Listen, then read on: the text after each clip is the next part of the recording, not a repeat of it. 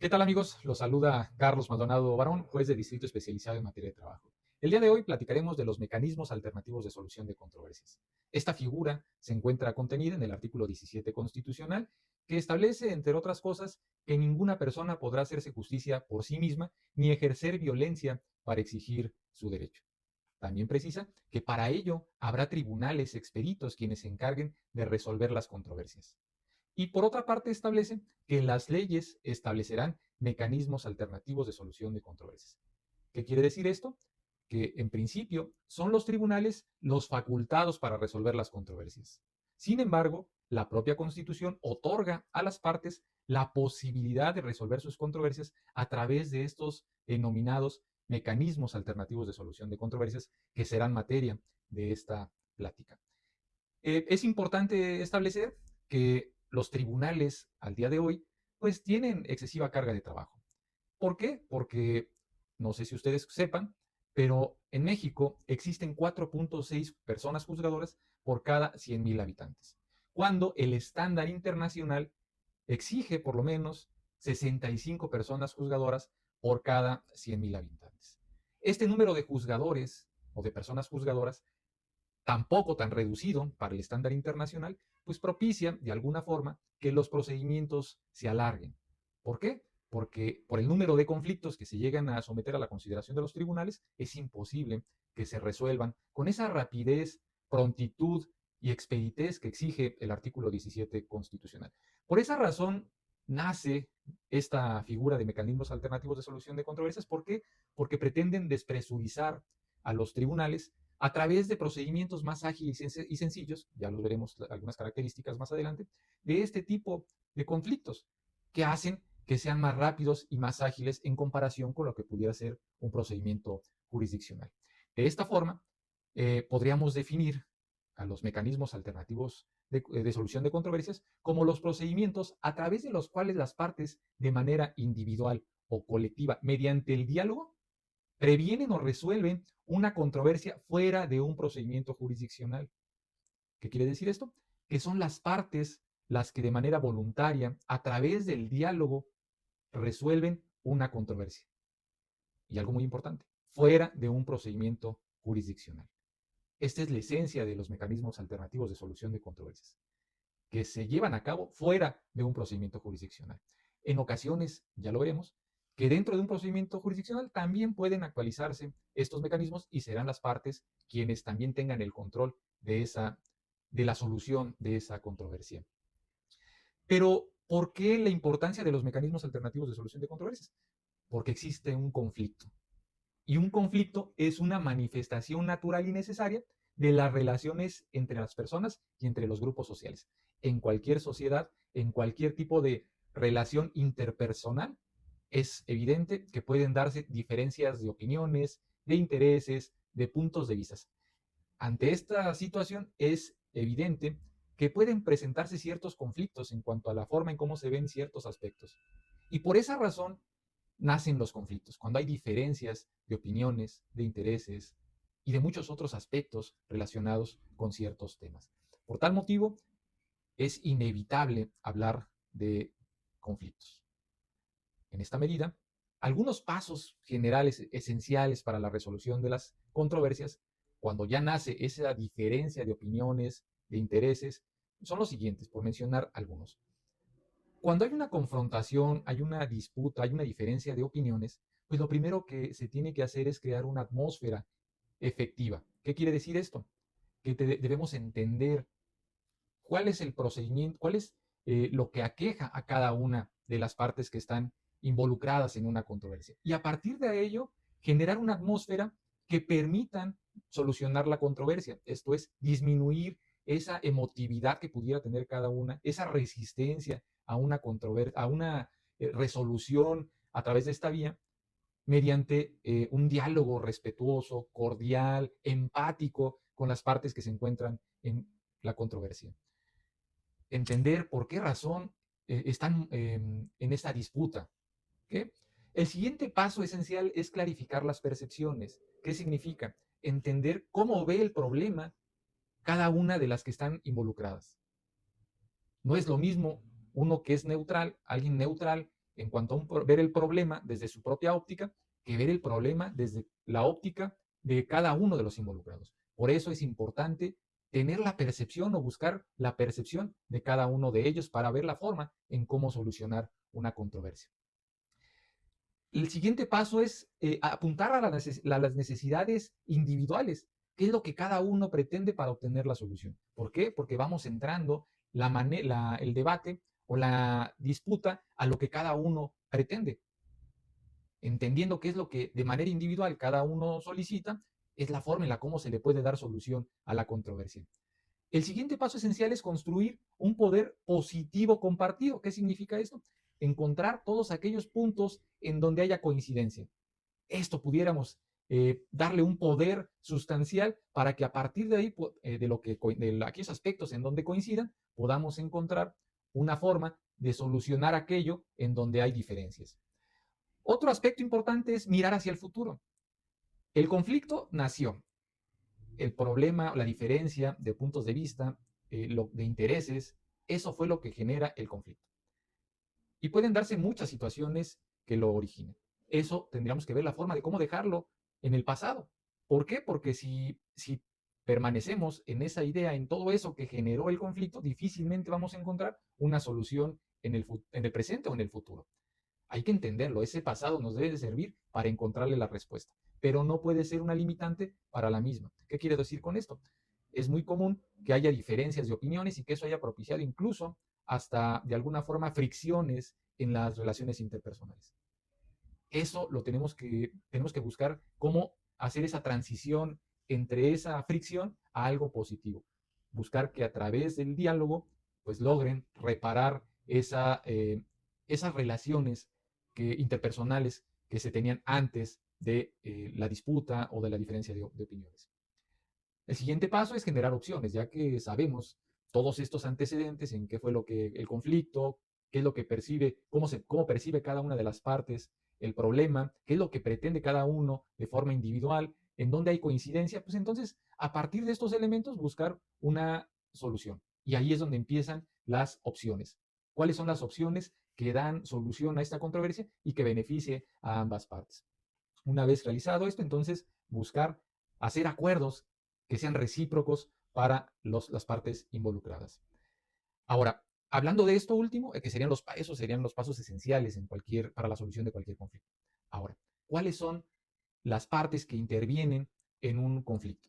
Pues bueno, en principio llamémosles sujetos involucrados. Por un lado tenemos a las partes y por otro lado tenemos a los sujetos facilitadores o personas facilitadoras del conflicto. Las partes son las personas físicas o morales que deciden prevenir o resolver una controversia a través de alguno de los mecanismos alternativos de solución de controversias. Las partes, en suma, son quienes tienen una controversia y solicitan o acuden a este mecanismo para darles solución. Por otro lado, tenemos a las personas facilitadoras. Son estas personas físicas certificadas con conocimientos para intervenir en este tipo de procedimientos que a través de sus conocimientos busquen la comunicación, propiciar la comunicación entre las partes involucradas, con la finalidad de lograr una aveniencia entre ellas. Ya veremos cómo intervienen estas personas facilitadoras en cada uno de los mecanismos alternativos de solución de controversias. Ahora, estos mecanismos se rigen por ciertos principios que son importantes conocer. La autonomía de la voluntad. A diferencia de un procedimiento jurisdiccional, los mecanismos alternativos, en estos, impera la voluntad de las partes. Las partes son las que deciden de propia y libre voluntad si soluciona o no la controversia. Si no satisface sus intereses, no hay poder humano que pueda obligarlos a llegar a un acuerdo si no están de acuerdo. Perdón por la redundancia. Tienen el control de la solución de la controversia las partes. Por otro lado, la confidencialidad. Todo lo que se alegue, de lo que se hable en estos procedimientos alternativos, se queda nada más para ese momento. ¿Qué quiero decir con esto? Un ejemplo, en un procedimiento de conciliación, lo que se haga valer en vía prejudicial se queda nada más para ese momento. No puede ser llevado a juicio a la postre. O bien, ya estando en juicio, si las partes deciden conciliar, lo que hagan valer nada más, o lo que platiquen en esas pláticas conciliatorias, nada más se queda para ese momento. Ya no es posible que a la postre puedan ser utilizados por el juzgador todo aquello que hayan planteado en esas pláticas conciliatorias. Hay confidencialidad para dentro y fuera de los procedimientos. Por otro lado, el otro principio es el conocimiento informado de las partes. ¿Qué quiere decir esto? Que las personas facilitadoras informan a las partes involucradas de cómo está el conflicto y cómo se puede solucionar y todos los pormenores que se relacionen con el mismo. ¿Para qué? Para que tengan todos los elementos necesarios para poder llegar a un acuerdo, si es que así lo solicitan y lo consideran conveniente. Otro principio es el de legalidad. Si bien es cierto, las partes pueden solucionar la controversia, eso no significa que puedan hacerlo fuera del marco legal. Tienen que sujetarse a lo que establece la ley. En materia laboral, pueden que lleguen a un arreglo, pero si ese arreglo violenta los derechos del trabajador, aun cuando tengan esa voluntad, esa facultad de solucionar de propia y libre voluntad la controversia, si quebranta lo que dice la norma, si hay una renuncia de derechos, simplemente no podría ajustarse a este principio. De manera que la voluntad de las partes tiene como límite lo que dice la propia ley. Por eso el principio de legalidad. Otro principio es el de buena fe. ¿Por qué? Porque cuando las partes someten una controversia ante este mecanismo alternativo de solución de controversias, pues deben actuar con honestidad. Deben decir la verdad de forma honesta, libre de vicios. ¿Por qué? Porque en la medida en que haya honestidad en lo que plantean, pues en esa misma medida se va a dar la posibilidad de que se solucione la controversia. Si no son honestos, pues difícilmente se va a lograr que se encuentre una solución que pudiera resultar benéfica para ambas partes. Otro principio es la imparcialidad. Esta imparcialidad nace del fuero interno. ¿Qué quiere decir esto? Que las partes o de alguna forma los facilitadores deben actuar sin favoritismos. Deberán conducirse sin preferencias personales ni favoritismos o inclinaciones que impliquen alguna concesión o ventaja hacia alguna de las partes. Esto es la imparcialidad, actuar sin favoritismos. Por otro lado, está otro principio que es la equidad, y esta equidad se traduce ya, yo lo veo así, desde un fuero externo. ¿Por qué? Porque mientras la imparcialidad implica que el facilitador, dentro de su fuero interno, de lo que piensa, no conceda alguna ventaja, alguna preferencia hacia alguna de las partes, desde su fuero interno, en la equidad, como principio, y como parte del su fuero externo, significa que no deben proporcionar, que los facilitadores deben proporcionar condiciones de equilibrio entre las partes, pues para obtener acuerdos recíprocamente satisfactorios. Otro principio son los informales. A diferencia de un procedimiento jurisdiccional en el que hay formalidades esenciales del procedimiento, sin los cuales el procedimiento pudiera resultar ilegal, tratándose de los mecanismos alternativos de solución de controversias, no hay formalidad que seguir. Basta con que las partes a través del diálogo lleguen a un acuerdo. Otro principio es el de la participación de las partes.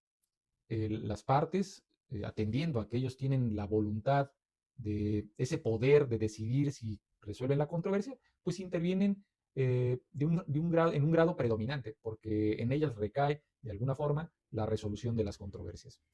Rapidez. A diferencia de un procedimiento jurisdiccional, estos mecanismos alternativos de solución de controversias son ágiles. ¿Por qué? Porque basta que las partes se pongan de acuerdo para darle solución a la controversia, incluso en ese momento ejecutar esa decisión, ese acuerdo. En un procedimiento jurisdiccional, pues hay plazos que seguir. Hay todo un procedimiento que debe cumplirse y posteriormente, pues hay mecanismos de impugnación y una tercera etapa que una vez que quede firme la resolución, ejecutarla. Todo esto, pues se evita a través de un procedimiento como el que comentamos, denominados mecanismos alternativos de solución de controversias. Otro principio importante es la economía. Son económicos, un mecanismo alternativo de solución de controversias, los MASC son económicos porque pues basta que en 2 o 3 reuniones, si es que el caso o el asunto lo amerita, resuelvan la controversia. En un procedimiento jurisdiccional, la justicia es gratuita, no se cobra. Y si en algún momento alguien les llega a cobrar, algún integrante de alguno de los tribunales llega a cobrarles por algún servicio, denúncienlo, porque eso está prohibido, es un delito. No hay costas judiciales, no hay, de alguna forma, no se exige, no se debe pagar al tribunal para que actúe dentro de los procedimientos. Sin embargo, sí genera un costo para las partes. ¿Por qué? Porque se contrata un abogado, el abogado tiene que estar al pendiente del asunto, tiene que acudir a revisar si salió un acuerdo o no, tiene que acudir a las audiencias, tiene que estar pendiente de que se resuelva la misma, si ya se dictó, estar al pendiente de algún medio de impugnación. Todo esto implica pues gastos. ¿Por qué? Porque tendrán que pagárselos a su abogado. Y lo que eventualmente pudieran en un mecanismo alternativo de solución de controversias pudieron haberse evitado en un procedimiento jurisdiccional, en cuanto a tiempos, pues en un procedimiento jurisdiccional seguramente se tardará un poco más que lo previsto. Soluciones satisfactorias para ambas partes, otro principio. Este tiene relevancia. ¿Por qué? Porque en un procedimiento jurisdiccional solo habrá un vencedor y un vencido. Solamente obtiene una sentencia favorable uno de los dos, ya sea actor o demandado. En cambio, en un mecanismo alternativo de solución de controversias, serán los dos quienes obtengan beneficios recíprocos. Ambas partes se verán beneficiadas por la resolución. No son adversariales, por lo contrario, se desarrollan en una atmósfera positiva, pacífica, no violenta. Hay un diálogo que permite esa solución de la controversia.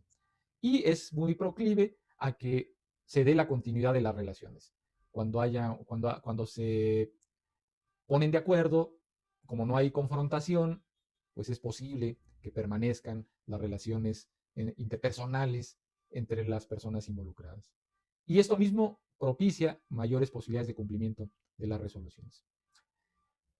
Estos son los principios en los que descansan los mecanismos alternativos de solución de controversias. Ahora, ¿cuáles son las clases de mecanismos alternativos de solución de controversias? Hay principalmente dos. Algunos consideran un tercero, pero desde mi punto de vista, ese tercero pues forma parte de los dos primeros, y ya lo explicaremos. Son los autocompositivos, los heterocompositivos y los híbridos. Los autocompositivos son un conjunto de procedimientos en donde las partes solucionan sus conflictos. Las partes tienen un poder a través de su voluntad para resolver sus controversias.